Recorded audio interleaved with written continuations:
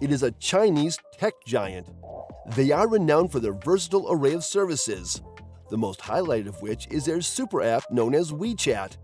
WeChat is a kind of one-stop shop for everything. Talking and gaming, shopping, and financial transactions are all available here.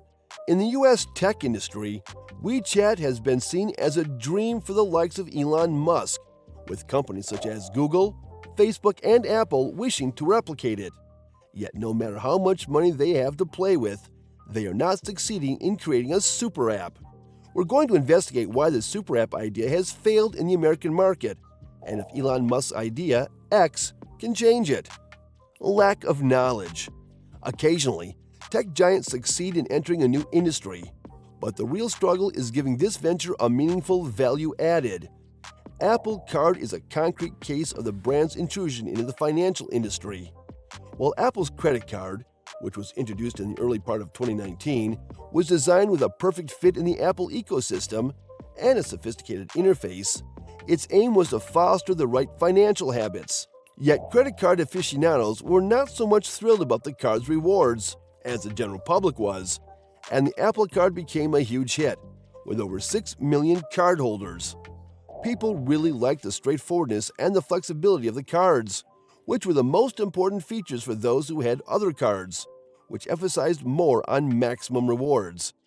Yet the story of Apple didn't work out the same for Goldman Sachs, which was the issuer of the Apple Card and bore a $1 billion loss.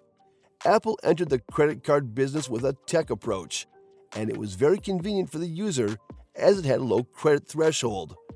Although the quarter of the portfolio was lent to people with low credit scores, which were in turn the highest loss rate of the major U.S. card issuers, the move was still a success and attracted many customers. The problem didn't finish there.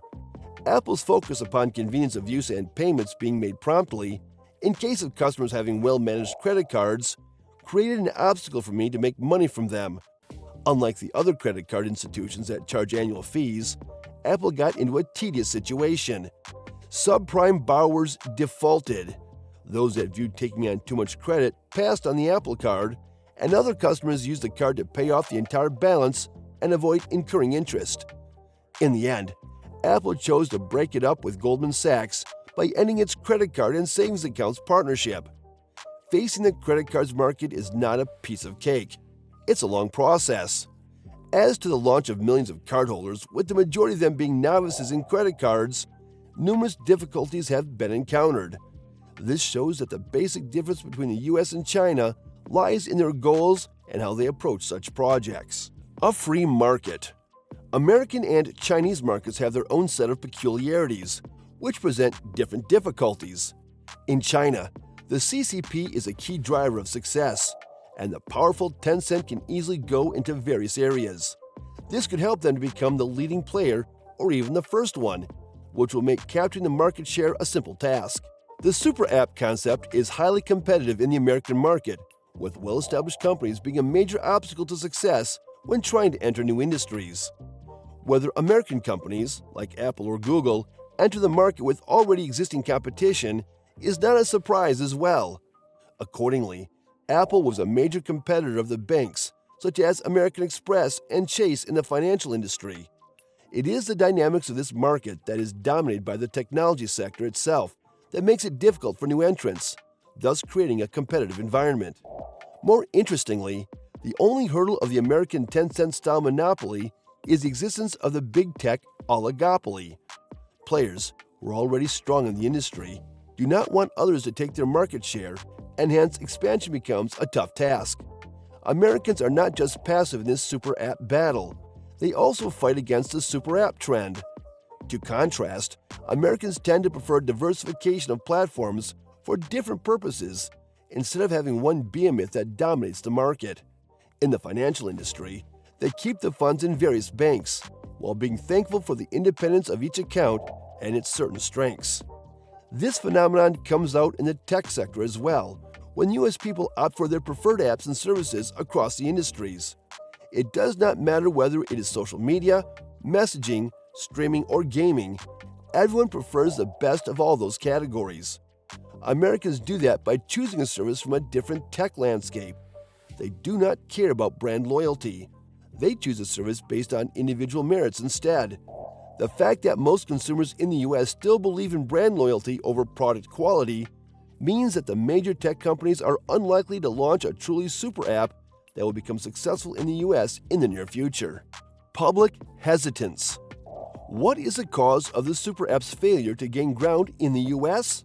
First and foremost, the majority of people in this community are not too thrilled about the thought.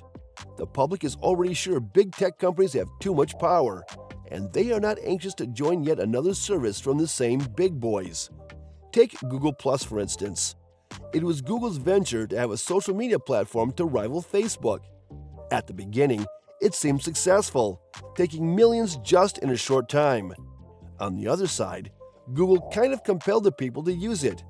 If you wanted to use Gmail, you almost had to make a Google Plus profile, and those were some cool additional features inside it.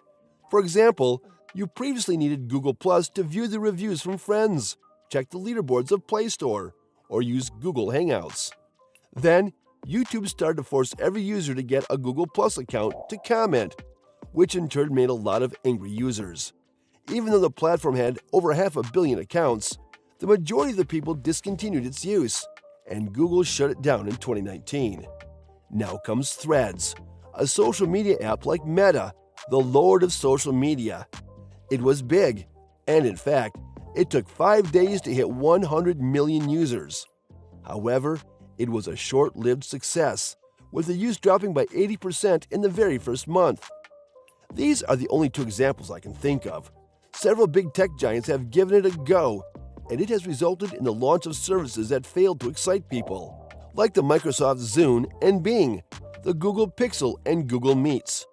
It looks like people are not inclined to joyfully sign up for another big technology account or service, like most companies expect. Even though the corporations have plenty of material and are in every part of the world, that doesn't make them invincible when it comes to the marketing of new products, especially when it comes to creating a universal app that everybody is ready to use. In the long run, there are great hurdles that must be overcome to make an app similar to Tencent in China. For example, the case of the United States.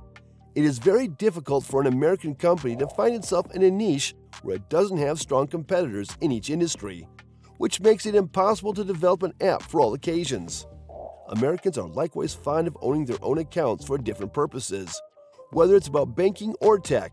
They opt for the best of what they see from the different services while abandoning the monolithic brands. Therefore, American people won't adopt a true super app from big tech until they change their behavior in the way they decide and use apps.